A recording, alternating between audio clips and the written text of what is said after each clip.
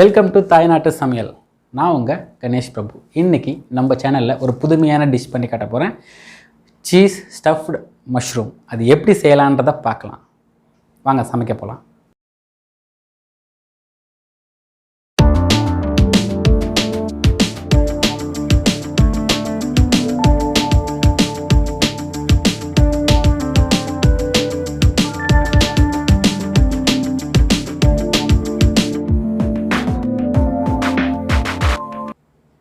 தேவையான பொருட்கள்: 200 gram mushroom,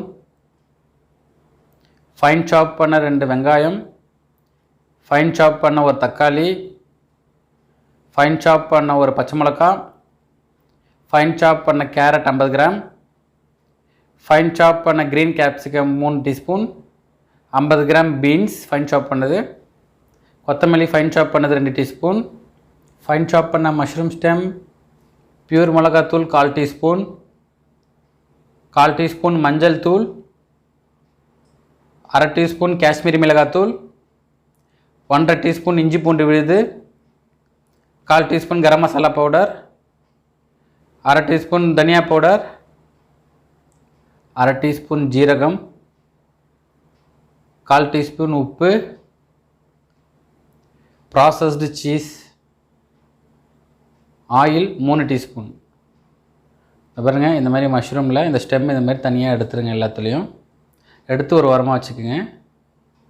அதுக்கப்புறமா ஸ்பூனில் இந்த மாதிரி கொஞ்சம் அதை பள்ளமாக ஆக்கிக்கோங்க. இந்த மாதிரி குழியாக ஆக்கிக்கோங்க. உள்ளே இருக்கிறதெல்லாம் எடுத்துருங்க. எடுத்து தூக்கி போட்டுறாதீங்க. அதை அப்படியே எடுத்து வச்சுக்கோங்க. நம்ம அதுதான் அதுக்கப்புறம் பாருங்க, நம்ம எடுத்தோம் இல்லைங்களா, அது எல்லாத்தையுமே இந்த மாதிரி ஃபைன் ஷாப் பண்ணி வச்சுக்கோங்க. இந்த ஸ்டெம்ஸு எடுத்து எல்லாத்தையுமே ஒரு பேன் எடுத்துக்கோங்க. அதில் 3 டீஸ்பூன் ஆயில் போட்டுக்கோங்க.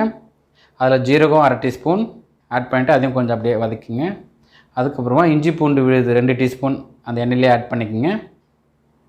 ஆட் பண்ணிவிட்டு இதில் இருக்க ரா ஃப்ளேவர்ஸ் வெளியே போகிற வரைக்கும் நல்லா வதக்குங்க. நல்லா வதக்கிட்டே இருங்க இந்த மாதிரி எண்ணெயிலேயே பாருங்க.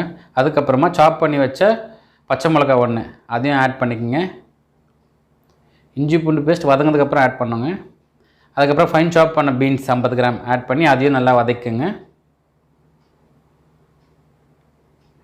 நல்லா குக் ஆகிற அளவுக்கு வதக்கிட்டு அதுக்கப்புறமா கேரட்டு 50 கிராம் அதையும் ஆட் பண்ணிவிட்டு ஒரு நிமிஷம் ஹை ஃப்ளேமில் வச்சு வதக்குங்க. அதுக்கப்புறமா கேப்சிகம் குடமிளகா 3 டீஸ்பூன் ஃபைன் சாப் பண்ணி வச்சுருக்கேன். அதையும் போட்டு ஒரு நிமிஷம் ஹை ஃப்ளேமில் வதக்கிட்டு ஃபைனாக சாப் பண்ணி வச்சுருந்தோம் இல்லைங்களா 2 வெங்காயம், அதை ஆட் பண்ணிக்கோங்க. ஆட் பண்ணிவிட்டு நல்லா இதையும் வதக்குங்க. நல்லா ப்ரௌனாக வர அளவுக்கு பாருங்க இந்த மாதிரி. அது ஆனதுக்கப்புறம் தக்காளி ஒரு நம்பர் அதையும் ஃபைன் சாப் பண்ணி வச்சுருந்தோம் இல்லைங்களா, அதையும் ஆட் பண்ணிக்கோங்க. நல்லா ஆட் பண்ணிவிட்டு அது வதங்கின உடனே பியூர் மிளகாத்தூள் 1/4 டீஸ்பூன் ஆட் பண்ணிக்கோங்க. காஷ்மீரி மிளகாத்தூள் 1/2 டீஸ்பூன் ஆட் பண்ணிக்கோங்க. மஞ்சள் தூள் 1/4 டீஸ்பூன், தனியாத்தூள் 1/2 teaspoon, 1/4 teaspoon garam masala powder, 1/4 teaspoon உப்பு. இது எல்லாத்தையுமே போட்டு நல்லா வதக்குங்க. இதில் இருக்க மசாலா ரா ஃப்ளேவர்ஸ் எல்லாமே வெளியே போகணும். அதுக்கப்புறமா ஃபைனாக சாப் பண்ணி வச்சோம் இல்லைங்களா அந்த ஸ்டெம்மு மஷ்ரூமோட ஸ்டெம் அதையும் ஆட் பண்ணிக்கோங்க. கொத்தமல்லி ஃபைனாக சாப் பண்ணது 2 டீஸ்பூன் இதையும் ஆட் பண்ணிவிட்டு நல்லா வதக்கிங்க. ஒரு 2 நிமிஷத்துக்கு நல்லா வதக்கிட்டே இருங்க. வதக்கினதுக்கப்புறமா இந்த மாதிரி கவர் பண்ணிவிடுங்க. கவர் பண்ணி ஒரு 2 நிமிஷத்துக்கு லோ ஃப்ளேம்லேயே குக் பண்ணுங்கள். அந்த மஷ்ரூம் போட்டோம் இல்லைங்களா, அதில் இருக்க தண்ணி எல்லாமே நல்லா ட்ரையாக ஆகிடணும். பாருங்கள், ட்ரை ஆகிடுச்சு பாருங்கள். இது மாதிரி ஆனதுக்கப்புறம் தான் நம்ம இதில் சீஸ் ஆட் பண்ணணும். நான் இதில் ப்ராசஸ்டு சீஸ் ஆட் பண்ணுறேன். லைட்டாக மேலே கொஞ்சமாக கிரேட் பண்ணிக்கோங்க. இந்த மாதிரி நம்ம தேங்காய் துருவம் பார்த்திங்களா, அதில் சீஸை வச்சு இந்த மாதிரி கிரேட் பண்ணிக்கோங்க. டாப்பிங்ஸ் கொஞ்சமாக போட்டுக்கோங்க, போதும். டேஸ்ட்டுக்காக மட்டும்தாங்க இது.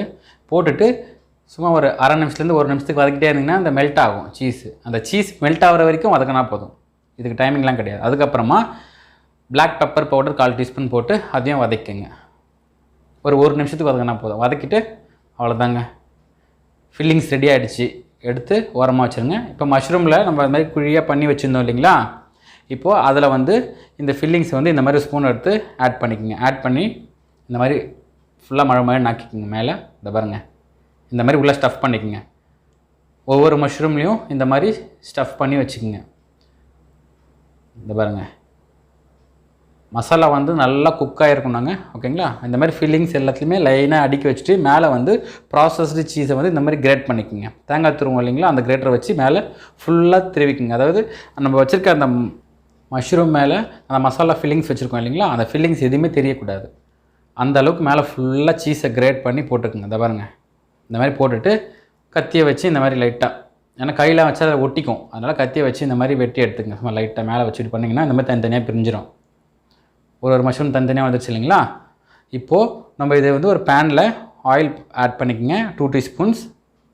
அதுக்கப்புறமா இந்த மாதிரி ஃபுல்லாக ஸ்ப்ரெட் பண்ணிக்கோங்க. நம்ம இந்த இடத்துல தான் ரவுண்டாக வைக்க போகிறோம். அந்த தனித்தனியாக வச்சுருந்தோம் இல்லைங்களா அந்த மஷ்ரூம் ஃபில்லிங்கு, அந்த மஷ்ரூமோடு எடுத்து மாதிரி லைனாக வச்சுருங்க. ஆனால் கொஞ்சம் கொஞ்சமாக கேப் விடுங்க.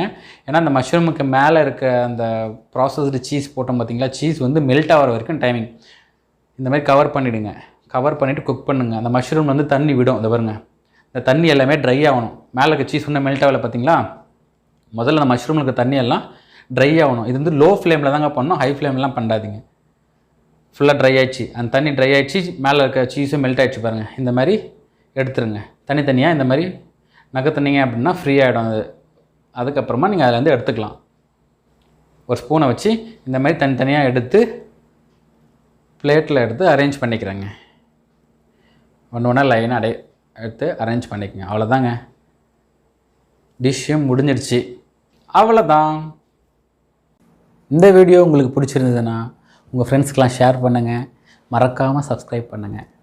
Until then, bye from Ganesh Prabhu.